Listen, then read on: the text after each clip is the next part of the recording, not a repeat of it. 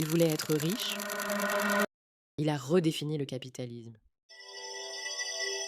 Né dans une famille modeste en 1839, John D. Rockefeller grandit dans l'ombre du travail acharné de ses parents. Très jeune, il apprit la valeur de l'argent et le pouvoir de la discipline. À 16 ans, John commença à travailler dans une épicerie et se passionna pour les chiffres. Il comprit que l'essence même de l'industrie reposait sur le contrôle des ressources essentielles. Le pétrole, liquide noir et visqueux, serait sa voie.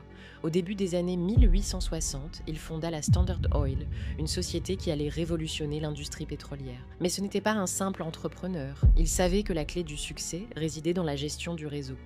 Le pétrole n'était pas seulement une matière première, c'était une opportunité de contrôler tout un système, le transport, la distribution et la production.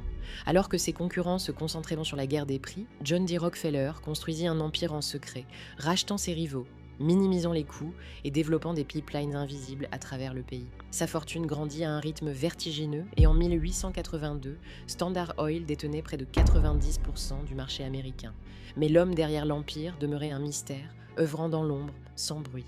À 60 ans, il était l'homme le plus riche du monde, mais dans sa retraite, il se rendit compte que malgré tout, il avait perdu une chose précieuse, le silence. Le calme qu'il avait connu étant jeune avait disparu.